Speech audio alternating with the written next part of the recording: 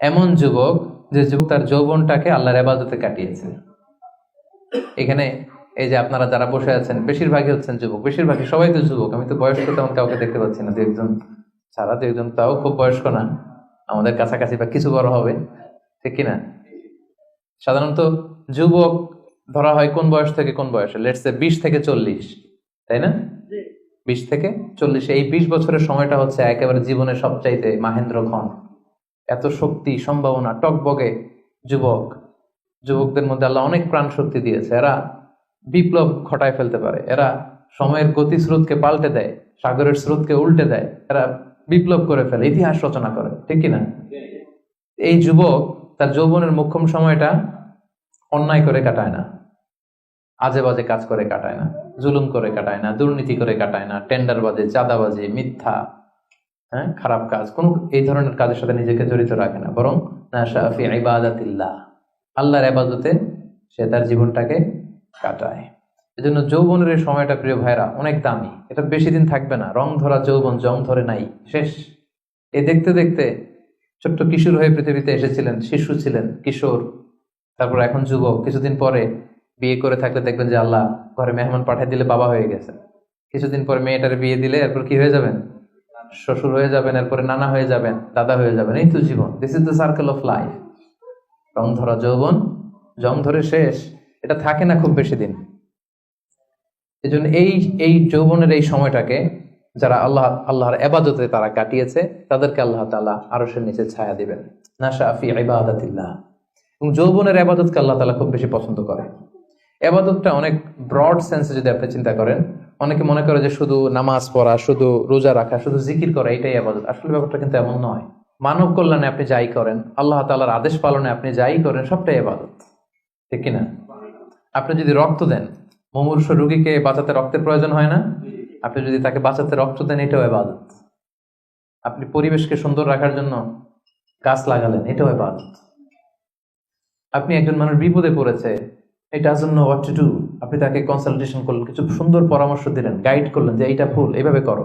এই যে আপনি টাইম ব্যয় করলেন, কনসালটেশন দিলেন, এটা অনেকে মনে করে যে শুধু তাসবিহ, জিকির, কোরআন তেলাওয়াত এগুলোই মনে হয় ইবাদত। না, যে পথেই আল্লাহর সন্তুষ্টি, যে কাজ করলে আল্লাহ তাআলা সন্তুষ্ট হন, এই সবগুলো কাজই কিন্তু ইবাদত। তাই যৌবনের এই মোক্ষম সময়টাতে আল্লাহ তাআলার ইবাদত করে আমাদেরকে কাটাতে হবে। ওমা খালাকতুল জিন্না ওয়াল ইনসা ইল্লা লিয়াবুদুন, আমি মানব জাতি আর জিন জাতিকে কেবলই সৃষ্টি করেছি আমার ইবাদতের জন্য। এজন্য এই বয়সের, আপনাদের এই বয়সের অফিসে খুব ব্যস্ততা, এখানে খুব ব্যস্ততা, এরপরেও যে একটু কষ্ট করে নামাজটা পড়েন, এরপরেও যে জামাতে আসেন, এরপরেও আপনি সুন্নাহ মোতাবেক চলতে যাচ্ছেন, দাড়ি রাখছেন, এটা অনেক বড় ইবাদত।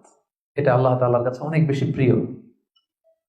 বৃদ্ধ বয়সের ইবাদতের চেয়ে যৌবনের ইবাদত আল্লাহর কাছে অনেক বেশি প্রিয়। এর কারণ হচ্ছে, বৃদ্ধ বয়সে ইবাদত ছাড়া করবেটা কি? ইবাদত ছাড়া তো সময় কাটে না, কারণ ঘরে আর কথা শোনার কেউ নাই, কেউ সময় দেয় না, রাতে ঘুম আসে না, 3টার দিকে ঘুম ভেঙে যায়। বাংলাদেশের কথা যদি বলি, দেখবেন যে মুরব্বীরা 3টা-4টার পরে নাকি ওনাদের ঘুমিয়ে আসে না। তো অজু করে ইমাম সাহেবের 1 ঘন্টা আগে আসে মসজিদে ফজর পড়তে। ইমাম সাহেব দেরি করলো কেন, মুয়াজ্জিন দেরি করলো কেন, ওনারা এটা বলে, কারণ ওই যে ঘুম আসে না, কি করবে? তখন তার ইবাদত করা ছাড়া সময়ই কাটে না। ওই ইবাদত আল্লাহর কাছে ততটা প্রিয় নয় যতটা প্রিয় হচ্ছে একজন যুবকের ইবাদত, ঠিক কিনা?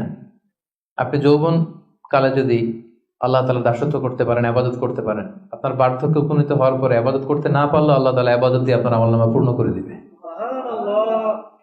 পূর্ণ করে দেবে। আপনি ফজরের সময় উঠতে পারতেছেন না, কোমরে ব্যথা, ডায়াবেটিস ইত্যাদি ইত্যাদি, আল্লাহ বলবে যুবক অবস্থায় কি করেছিল ওটা দেখো, ওই সময় যা করছে ওইটা লিখে দাও। এই জন্য আল্লাহ রাসূল সাল্লাল্লাহু আলাইহি ওয়াসাল্লাম বলেছেন যে এই যৌবনটারে কাজে লাগাও।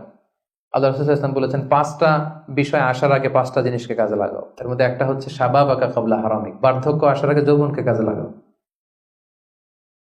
সিহহাতাকা ক্বাবলা মারাদিক, অসুস্থতা আসার আগে সুস্থতাকে কাজে লাগাও। গিনাকা ক্বাবলা ফাকরিক, গরীব হয়ে যাওয়ার আগে তোমার ধনাঢ্যতাকে কাজে লাগাও। ফারাগাকা ক্বাবলা শুগলিক, ব্যস্ত হয়ে যাওয়ার আগে অবসরটারে কাজে লাগাও। হায়াতাকা ক্বাবলা মাউতিক, মৃত্যু আসার আগে জীবনটারে কাজে লাগাও। এই জন্য যৌবনটাকে যেন আমরা কাজে লাগাই প্রিয় ভাইয়া। এবং কিয়ামতের ময়দানে 5টা প্রশ্ন করা হবে, এই 5টা প্রশ্নের উত্তর না দিয়ে কোনো বনি আদম পাই নাড়াতে পারবে না, পা নাড়াতে পারবে না। এর মধ্যে প্রথম প্রশ্ন, আন হায়াতিহি ফিমা আফনা, তার জীবনটা সে কোন কাজে লাগিয়েছে। ও আন শাবাবিহি ফিমা আবলা, জীবনের মধ্যে যে যৌবন ছিল ওই সময় কি করছে। তো সে কি ইসলামের বিরুদ্ধে তার কাজ করেছে? হারাম কাজগুলোতে সময় ব্যয় করেছে? হারাম ব্যবসা করেছে? হারামের সাথে সম্পৃক্ত ছিল? ইসলাম বিরোধী গোষ্ঠীর সাথে সম্পৃক্ত ছিল?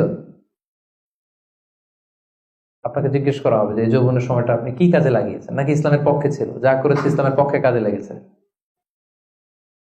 সম্পদ কোত্থেকে উপার্জন করেছে, কোথায় ব্যয় করেছে, যতটুকু জেনেছে ততটুকু মেনেছে কিনা। এই 5টা প্রশ্নের উত্তর দেওয়ার আগে বনি আদম কিয়ামতের ময়দানে পাই নাড়াতে পারবে না।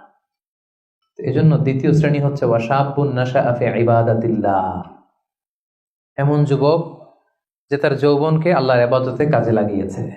এজন্য যৌবনটাকে যেন আমরা কাজে লাগাই। মনে থাকবে সবার? সবাই কিন্তু আপনারা যুবক, এই সময়টা পাবো না, আমরা মিস করবো কিছুদিন পরে। এই যে কুচকুচে কালো দাড়ি, আপনার কি মনে হয় আজীবনই কালোই থাকবে? তাহলে আমাদের দাদার গুলা সাদা করলো কে? নানার গুলা সাদা করলো কে? ওই বয়সে যাওয়ার পরে এই কুচকুচে দাড়ি, কালো চুল, এগুলো কি হয়ে যাবে? সাদা হয়ে যাবে। এটাই জীবন। সো সময়টাকে যেন আমরা কাজে লাগাই। আমরা যেন অন টাইমে জামাতের সাথে সালাদগুলো যেন আদায় করি, কোনো হারাম কাজের সাথে যেন আমরা সম্পৃক্ত না হই। খুব হিসেব করে করে আমাদের এই যৌবনের চমৎকার সময়টা যেন আমরা কাজে লাগাই। মনে থাকবে তো ইনশাল্লাহ?